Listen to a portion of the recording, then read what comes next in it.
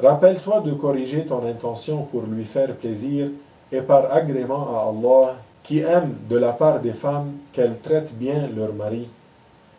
Ne prolonge pas ton absence de la maison sans nécessité. Il est recommandé que tu restes le plus souvent à la maison. Occupe-toi de lui et de sa famille. Occupe-toi des choses qui te concernent et délaisse ce qui ne te concerne pas. Délaisse les mauvaises pensées qui ne sont pas justifiées. Elles pourraient détruire ton foyer. Éloigne-toi surtout de celles qui t'en remplissent. Ne parle pas à ton mari avec le ton de quelqu'un qui a des doutes à son sujet ou qui le juge suite à un simple doute. Cela entraîne la répulsion. Ne fouille pas dans ses affaires sans sa permission. Toutes ces choses peuvent détruire ton foyer sans que tu t'en aperçoives. Elles peuvent même devenir maladifs et te détruire intérieurement. Si tu accomplis ce que tu dois accomplir et que tu t'attaches à ce que je te dis, ta confiance pour lui te suffira pour t'éloigner de pareilles choses, Inch'Allah. De pareils doutes vont nuire à ta vie, détruire ton foyer et tu ne blâmeras finalement que toi-même, car la jalousie a détruit beaucoup de foyers. Profite de l'amour que ton mari éprouve pour toi dans l'obéissance à Allah et ne l'éloigne pas de toi en faisant ce qu'il n'aime pas. Garde-toi de lui demander le divorce sans excuse valable. Tu n'as pas d'excuse à demander le divorce parce que tu ressens de la répulsion pour lui, ou parce que tu es jalouse ou en colère, ou parce qu'il ne satisfait pas tous tes souhaits. Ce ne sont pas des excuses valables et lui demander divorce en pareil cas peut lui briser le cœur.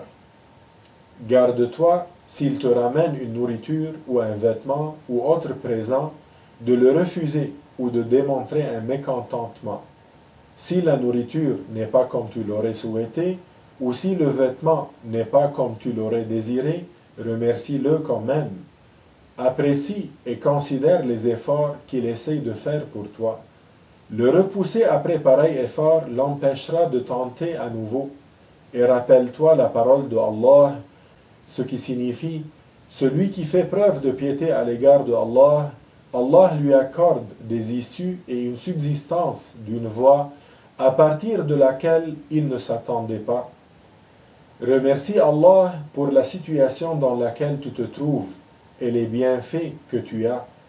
Rappelle-toi la parole du prophète sallallahu alayhi wa sallam « Man lam yashkurin nas, lam yashkurillah » ce qui signifie « Celui qui ne remercie pas les gens n'aura pas remercié Allah d'un remerciement complet. » Sois pour ton mari comme les meilleures des femmes, c'est-à-dire celles qui lui plaisent au regard, qui lui obéissent s'il ordonne une chose et qui ne le contredit pas en elle-même par ce qu'il déteste. Ne parle pas à ton époux sur le ton de celle qui ordonne. Parle-lui de la manière de celle qui est modeste et qui inspire le respect. Cela ne diminue en rien de ton degré, mais au contraire, il l'élève. Dis-lui plutôt « J'aimerais bien que tu nous amènes telle ou telle chose » ou « Si tu pouvais nous emmener à tel ou tel endroit » plutôt qu'utiliser un ton de capitaine de la milice « Amène-nous donc à tel endroit, qu'est-ce que tu attends? Tout le monde y est allé, même telle et telle famille nous ont dévancés. » Le contraindre, le menacer et surtout le comparer à d'autres ne l'encouragera pas du tout à faire ce qui te tente. Au contraire, il pourrait vouloir te prouver que c'est lui qui mène et ne pas t'offrir ce que tu désirais. Chère sœur, ne prends pas mes conseils comme s'il était un reniement de tous tes bienfaits et de ton mérite. Il n'en est pas ainsi. Si tu veux profiter de ce que je te dis, comme il convient, écoute encore une fois ce conseil avec méditation et enseigne-le à d'autres. Et Allah Ta'ala est celui qui guide vers le bien et le bonheur. Apprends quels sont les droits de la femme et quels sont les droits du mari. Si tu agis en bien envers ton mari, alors fais-le par recherche de l'agrément de Dieu et non pas par insincérité. Ne demande pas par cela qu'il te fasse ton éloge auprès des gens ou auprès de sa famille ou la tienne. Fais ce bien sincèrement pour que Dieu te récompense. Si tu habitues ton âme et ta famille à se suffire du peu de subsistance, à faire preuve d'économie, tu vas vivre heureuse, Inch'Allah, sans jamais t'attendre à des choses qui n'arrivent pas. Donc, tu vivras moins de déceptions. Habitue-toi, ma sœur, à considérer le bien que tu fais pour ton mari comme étant peu par rapport au bien que lui te fait, car il est le plus éminent des gens en droit sur toi. Garde-toi de crier sur les enfants et de les insulter ou de les frapper sans droit. Tout comme les interdits, essaye de délaisser les choses déconseillées, celles qui pourraient déranger ton mari et qui sont source de dépenses inutiles.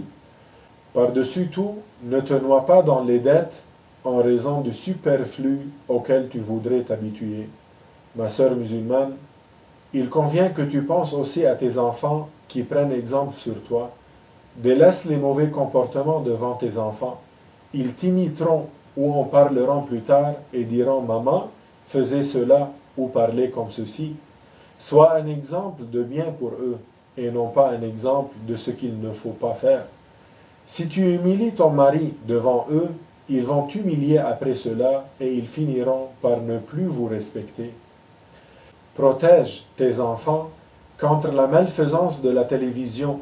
Elle comporte beaucoup de mal, de choses inutiles et même dangereuses pour vos vies. Habitue-les plutôt à trouver plaisir dans la récitation du Coran honoré et dans les actes d'adoration au lieu de passer des heures devant la télévision. Ne regarde donc pas toi-même la télévision matin, midi et soir, une émission après l'autre, car ils te le reprocheront à ton tour un jour ou te prendront comme exemple dans ce que tu n'aurais pas souhaité. Garde-toi de t'entêter contre la vérité quand un conseil t'est adressé, surtout si cela se passe devant des gens. Tu peux ressentir de la colère, mais il faut retenir et éduquer l'âme qui ne trouve pas cette situation facile. Patienter, c'est aussi accepter en retour de lourdes récompenses, Inch'Allah. Ne diminue pas la vie de ton mari. Ne l'humilie pas, surtout devant les gens. Si tu n'es pas du même avis, alors choisis le moment opportun pour lui donner conseil ou lui faire part de ta version des choses. Il l'acceptera plus facilement. Attention aussi de ne pas perturber ton mari durant sa prière en criant par exemple, ou ce qui est du même ordre, parce que personne n'est autorisé à déranger quiconque fait sa prière. Ces conseils vous sont offerts, chères sœurs, conformément à la parole du prophète, sallallahu alayhi wa sallam, ad-dinu nasiha. Alors, acceptez avec modestie mon conseil et n'en soyez pas attristés. Allah est celui qui accorde la réussite pour le bien, la récompense aux sincères et les hauts degrés aux femmes obéissantes. Si les femmes pouvaient suivre ces conseils à la lettre, elles seraient en retour si bien traitées, les plus heureuses, et même pourraient devenir des femmes pieuses. Que Allah Ta'ala nous accorde tous la force de lui obéir et de respecter les droits de ceux qui en ont droit et d'accomplir les devoirs que nous avons envers Allah. Je demande à Allah Ta'ala de nous guider tous vers le bien. Walhamdulillahi Rabbil Alameen.